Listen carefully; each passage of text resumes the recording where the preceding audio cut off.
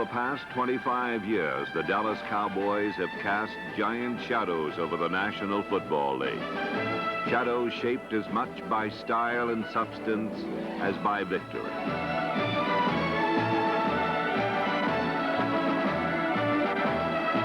Tracing Cowboy history is like charting the growth of a blue chip stock.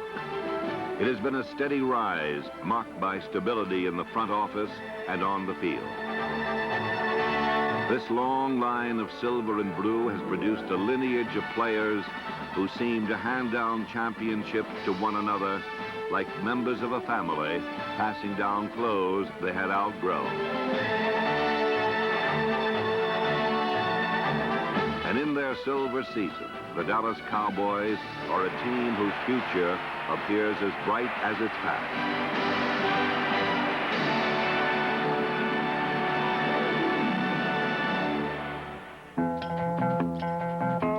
The Cowboys joined the NFL in 1960, an expansion team formed in bits and pieces from the graveyards of other teams like Frankenstein's monster. They were the creation of Clint Murkison Jr. and Tex Schramm, and they were coached by Tom Landry.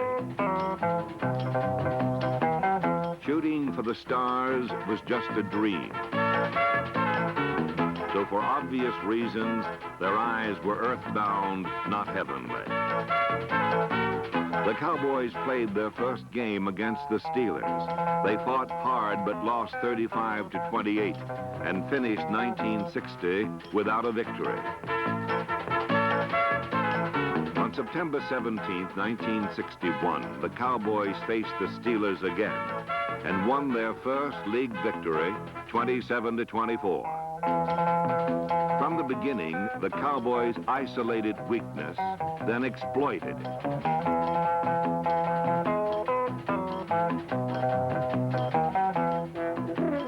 It was becoming quite evident that these gangly Arcwood kids would soon grow into men to be reckoned with.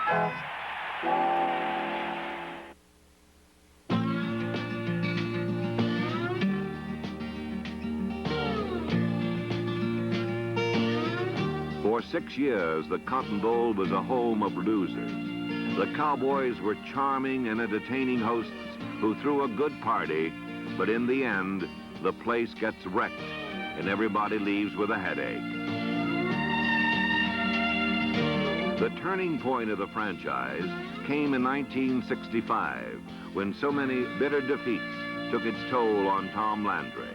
He just came in and his heart just opened up and he cried, and you know, tears came out, and he got us all in there, and he said, fellas, it's not your fault, it's my fault. And he said, I don't know if I'll be with the Cowboys next year. A tremendously emotional experience for all of us, and that was the turning point, I think, of the Dallas Cowboys.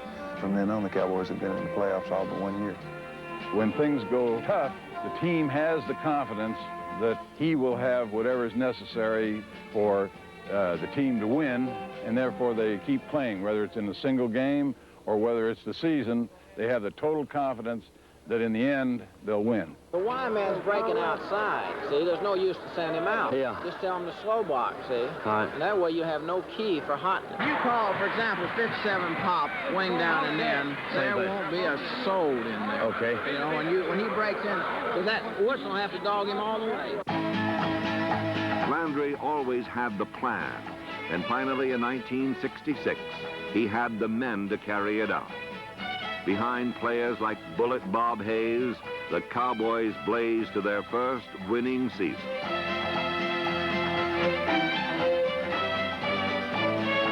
The Cowboy defense was born with the selection of number 74, Bob Lilly, in 1961. And in 1966, it grew up and was called Doomsday.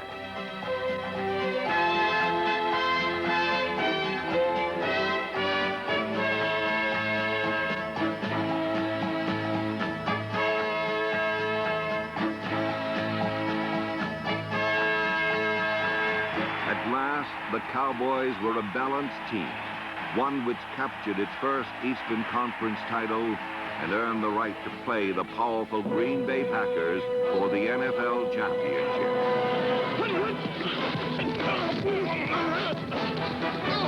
With a score 34-27 in favor of Vince Lombardi's Packers, this seesaw game was resolved on a fourth down play in the final minute.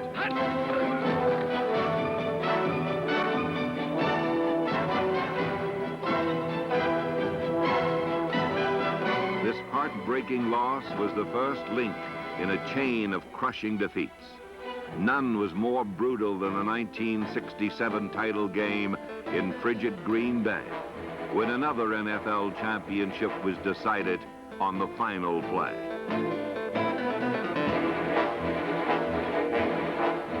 Here are the Packers. Third down, inches to go.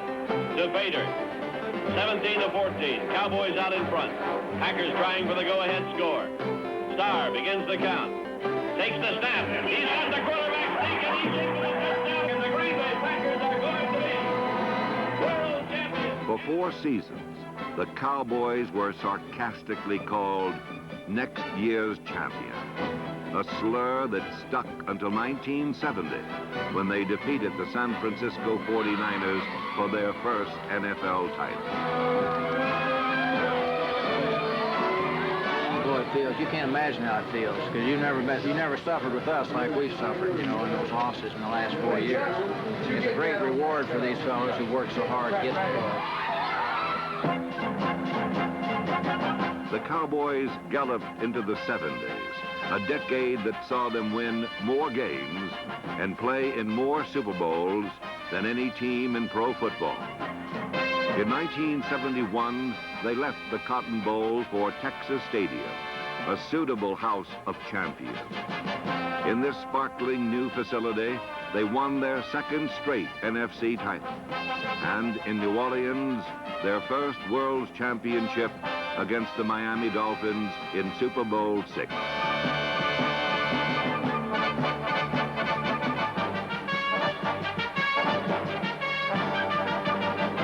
Bob Lilly and the Doomsday defense chased the Dolphins out of the Sugar Bowl, while Roger Staubach, the game's most valuable player, directed the Cowboys to a decisive 24-3 victory.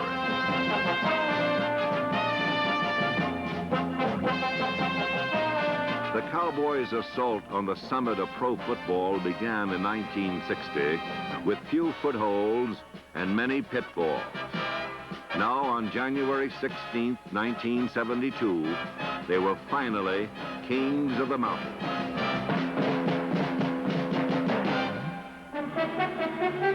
While their reputation grew by winning, their mystique grew by how they won. It began in the 1972 playoff game against the 49ers, a game in which quarterback Roger Staubach justly earned his reputation as the savior of lost causes. Replacing starter Craig Morton in the fourth quarter, Roger launched a furious rally.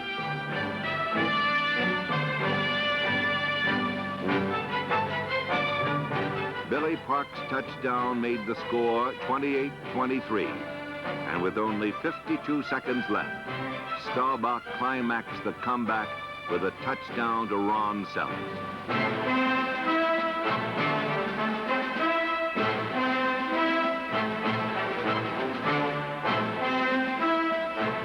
Scoring 17 unanswered points, including 2 touchdowns within 90 seconds, the jubilant Cowboys fashioned a 30-28 victory. The game marked a string of hair-raising Staubach-led comeback victories, including 23 fourth-quarter rallies, 16 of which occurred in the last 2 minutes or overtime. The most miraculous occurred in 1975, when the Cowboys trailed the Vikings 14-10 with 24 seconds remaining in a playoff game. Well, the Cowboys need a miracle, as we said. 2nd and 10. Cowboys from the 50. Again, Staubach has him in the shotgun formation. Roger takes the snap, humps it once. He's going long. Down the near sideline for Drew Pearson. Pearson makes the catch at the 5. Touchdown! Would you believe it?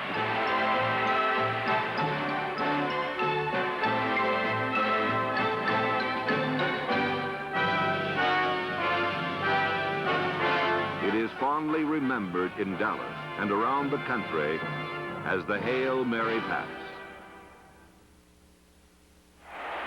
While the Cowboys ship sailed smoothly, a siren song almost washed them up on the rocks. Well, the Redskin-Cowboy rivalry is intense because the Cowboys had this division to themselves. They had a cakewalk every year. They won it every year, 8 consecutive years. So we come in and we destroy their power. We knocked them off. And anytime any club comes in and upsets your equilibrium, then there's going to be a rivalry. George Allen never pulled his punches, and the Redskin-Cowboy rivalry was governed more by the law of the back alley than the NFL rule book.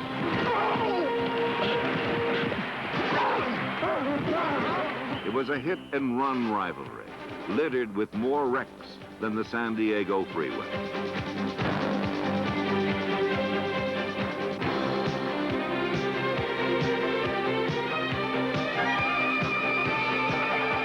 Allen's belief that the Cowboys could be beaten physically proved unfounded as Dallas won almost 2/3 of the game.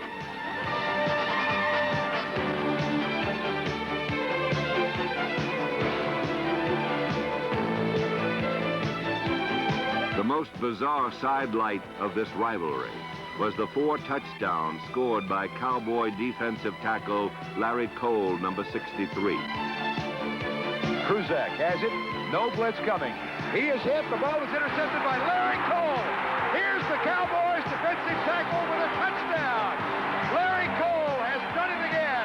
44 yards for the guy who has made a specialty of scoring against the Washington Redskins. Cole Bubber ends an 11-year drought. He hadn't scored against them. While Cole was an unlikely hero, quarterback Clint Longley was the unknown soldier. Longley, who did not play a down in 12 weeks, replaced Roger Staubach in the 3rd quarter of the 1974 Thanksgiving Day game against Washington.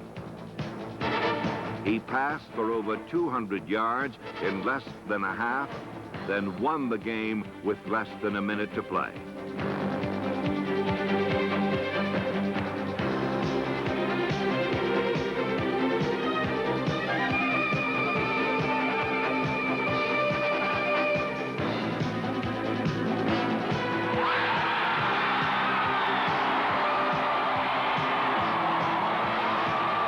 History drawn in bright colors was smudged by 2 Super Bowls painted black.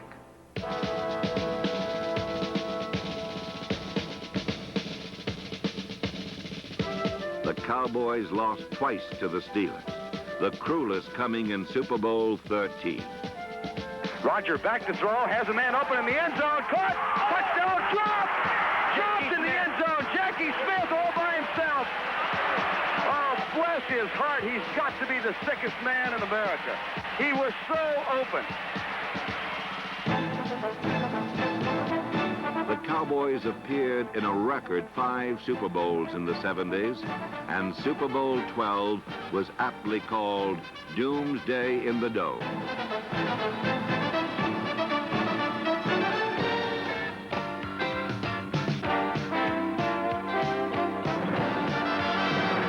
The Doomsday defense crushed the Denver Broncos, and the Cowboys cruised to a decisive 27-10 victory.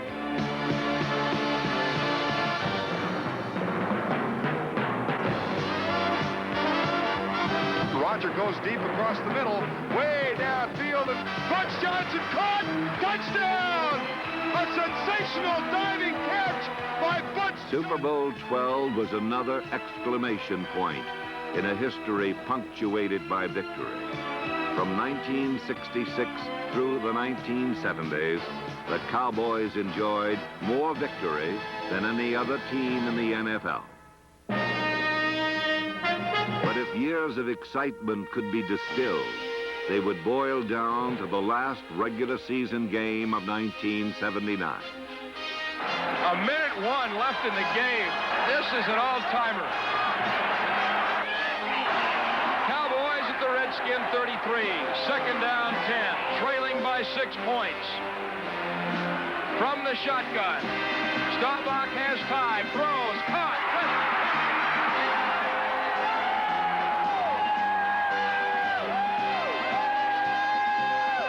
You gotta love them. I mean, you gotta love the Cowboys. They're the most exciting team in the NFL.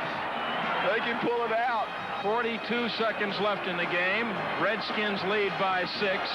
How do you live like this? How can you live like this, doing this every week? This is what it's all about. This is a killer. 2nd down and 8.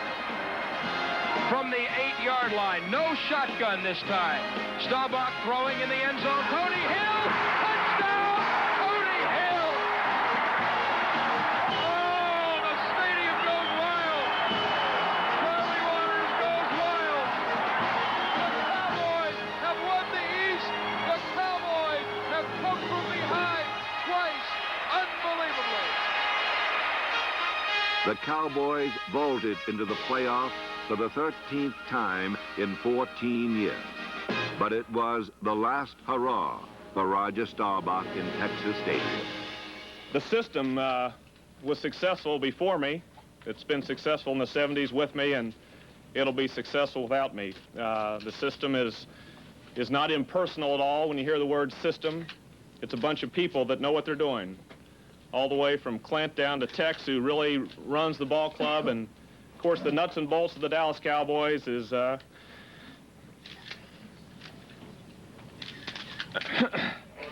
man that wears a funny hat on the sidelines.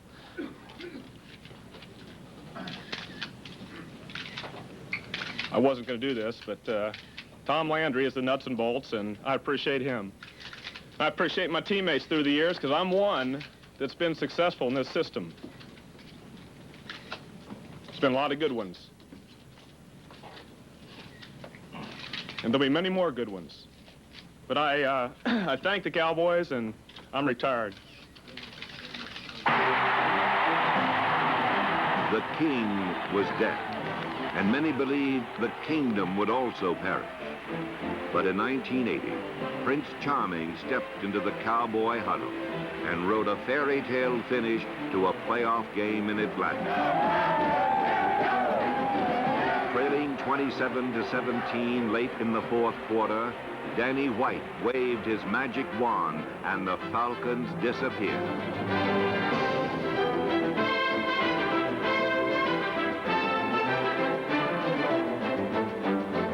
The Cowboys needed one more magic moment with 42 seconds remaining. Here come the Cowboys, still with 49 seconds to go. Ball at the 23, 27, 24. Danny White with one running back. Here comes the blitz again. Danny back to throw into the end zone. Caught! Touchdown! Drew Pearson, the Cowboys wide receiver. And Roger Staubach, who threw so many times, just turned around and said, I don't believe it. The succession from Staubach to White was complete, and the Cowboys entered the new decade as they had left the old one, winner.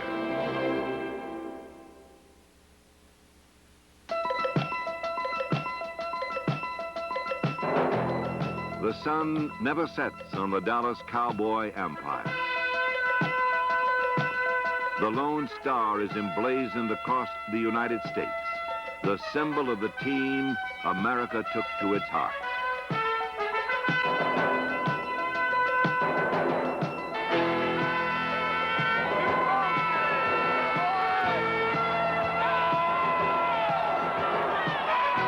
The Cowboys are constructed on equal measures of mystique and might. Their image is laced with glamour, flashy as Michael Jackson's sequin glove. But there is substance in their style. The Cowboys possess a fighting spirit and a philosophy that does not accept second best.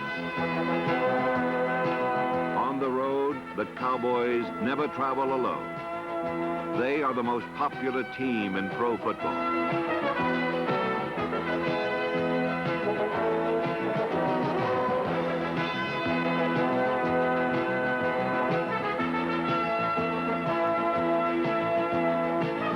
They are the most imitated team in pro football, the sincerest form of flattery.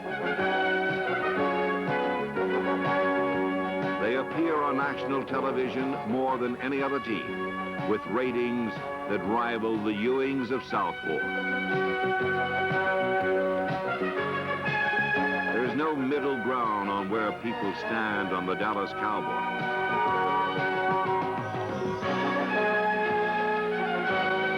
But love them or hate them, people come to see them.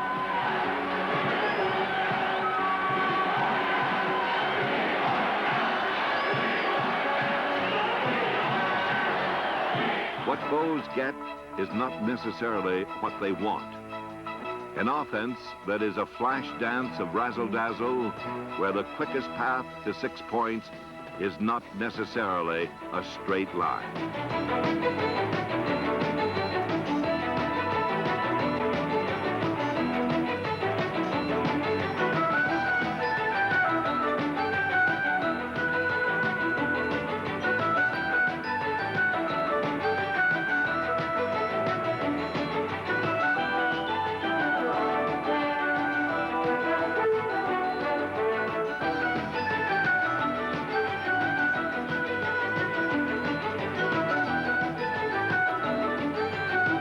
This innovative and futuristic offense has borrowed from its past.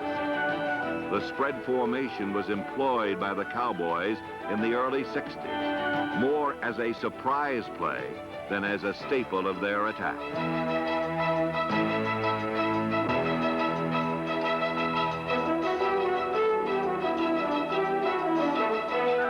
In the mid-70s, they dusted it off, tinkered with it, renamed it, and out burst touchdowns from both barrels of the shotgun.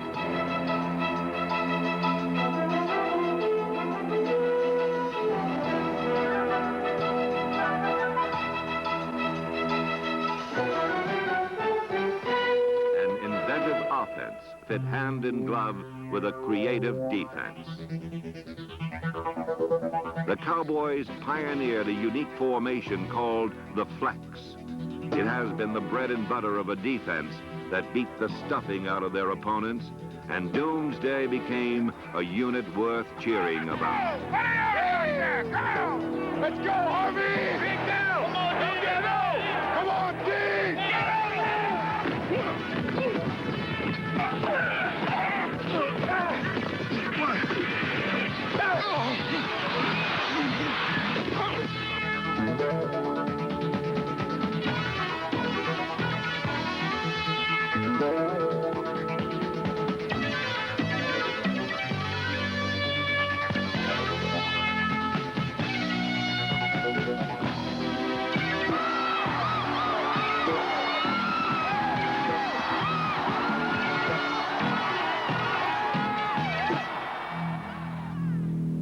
The Cowboys have always been fierce and physical, but they always played defense with their heads first and their bodies second.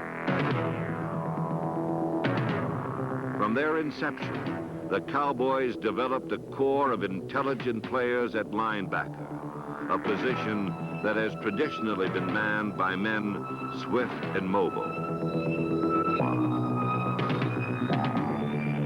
Chuck Howley, number 54, an All-Pro and Super Bowl MVP, unraveled plays before they were stitched together.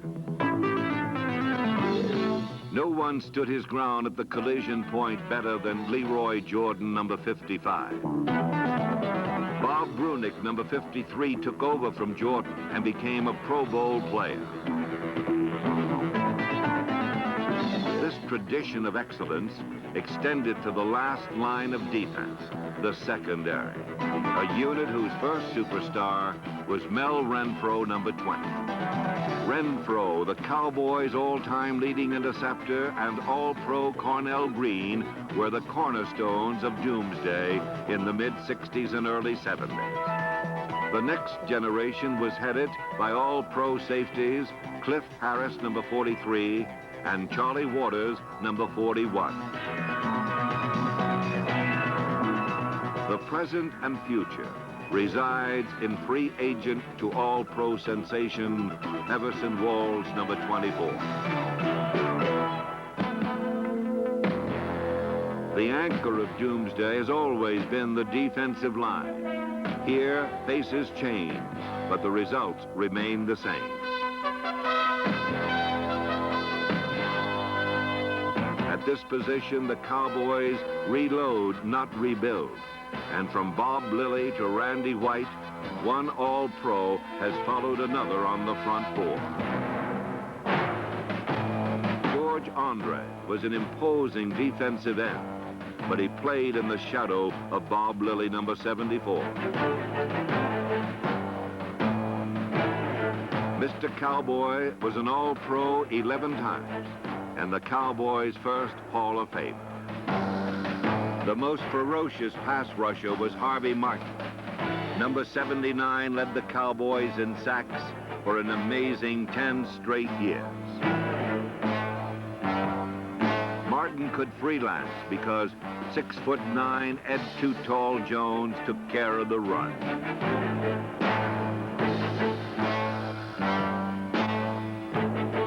Randy White was single blocked as a rookie in 1975.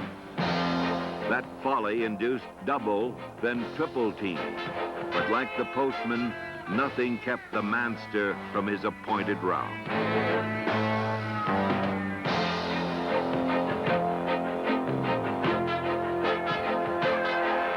Perhaps one play captured White's essence. In 1980, after his initial pass rush, number 54 doubled back to track down Scott Fitzke, the Eagles' fastest player.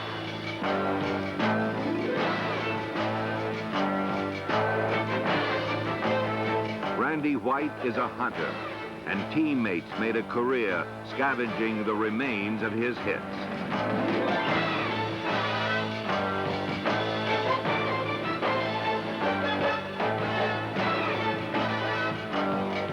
The success of the Doomsday defense has always been predicated on players who outthought as well as out-hit their opponents. This has also been a premium with the complex Cowboy offense, where linemen have tended to be tall, maneuverable, and smart. In a world of push and shove, Cowboy linemen clear the field like bulldozers. Tackle Ralph Neely, number 73, launched a fleet of All-Pros that included John Nyland, Rayfield Wright, Blaine Nye, Herbert Scott, and Pat Donovan. Players who every season were the ground floor for one of the highest scoring attacks in pro football.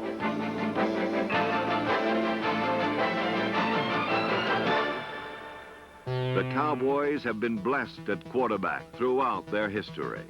Passes whose yardage stretched from sea to shining sea. The succession of superior passer-receiver combinations began with Don Meredith and Bob Hayes. They produced the longest pass play in Cowboy history, a 95-yard touchdown in 1966.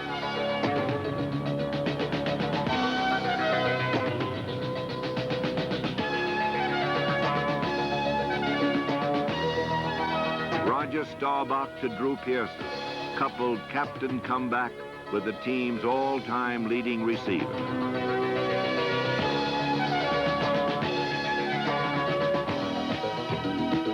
Danny White to Tony Hill ushered in a new era that threatened to break all existing records. At tight end, the standard of excellence was set by number 89, Billy Joe Dupree, and maintained by the heir to his position, Doug Cosby.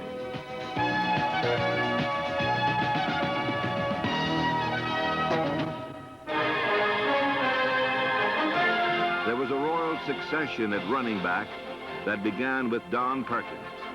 Perkins, running almost exclusively inside, gained over 6,000 yards.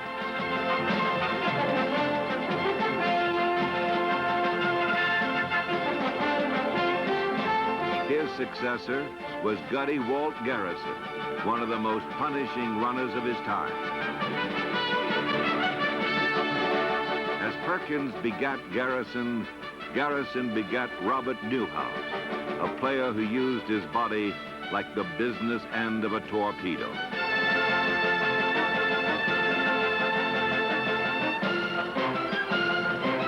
The legend of the long-distance runners started with Calvin Hill, a surprise #1 draft choice who ran from Yale to Rookie of the Year in 1969. The career of 1970's #1 draft choice, Dwayne Thomas, was meteoric. After a short, brilliant flight came a sharp, sudden descent. One rocket ship that has blazed dead on course is Tony Dorsett, a player who ascended to the stars in his first season. The handoff goes to Dorsett, dances into the secondary and heads left. The 30 comes right. To the 50, to the 40. He's going to score an 84-yard touchdown. Tony Dorsett, 84 yards on the touchdown. First down, 10, pitch out. Dorsett coming left. He's out to the 30, breaks to the right, 35, 40. Still on his feet at the 50. One more block, he might go. He's at the 30. He's being chased at the 20, the 15, the 10. Touchdown, Cowboys. A 75-yard touchdown run for Tony Dorsett. The Cowboys' all-time leading rusher propelled the team into the 80s, a decade filled with the promise as those passed. The team has grown by the leap of one great star past another. But for a quarter century, there have been two fixed stars in this galaxy. Tex Schramm has guided the Cowboys from the front office since their infancy. He has acquired the franchise players who grew from boys into men, and now man the Ring of Honor at Texas Stadium.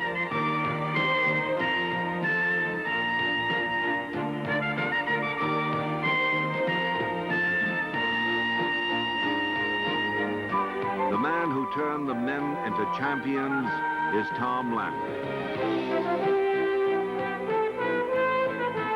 His face is a glacier, and his body language is a mere whisper compared with most coaches. Yet what screamed out loudly from the beginning was an inventive mind. And for 25 years, Tom Landry's equations have equaled victories.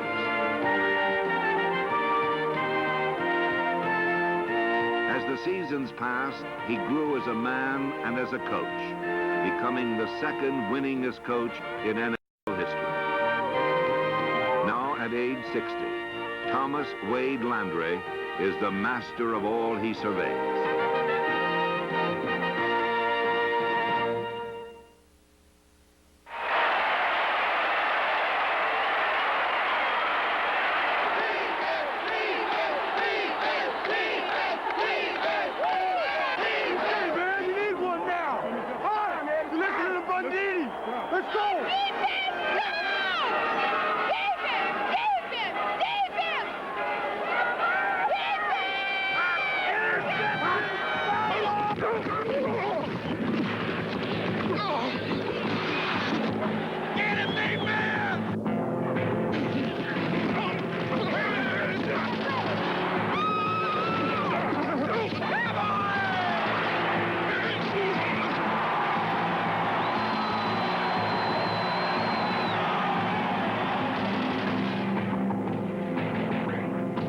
Although the Cowboys conquered many opponents and remained masters of the game in the 1980s, the decade so far has proved to be a bittersweet one.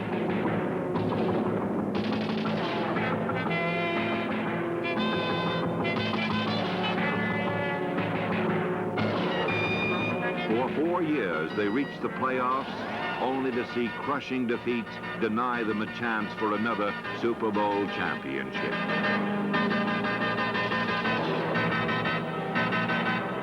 But along with the sour was the sweet. Moments that The stars have shone on the Dallas Cowboys for 25 years, illuminating a common bond that has produced a lasting record of achievement. 18 consecutive winning seasons, a playoff berth 17 of the past 18 years, an NFL record 9 straight playoff appearances.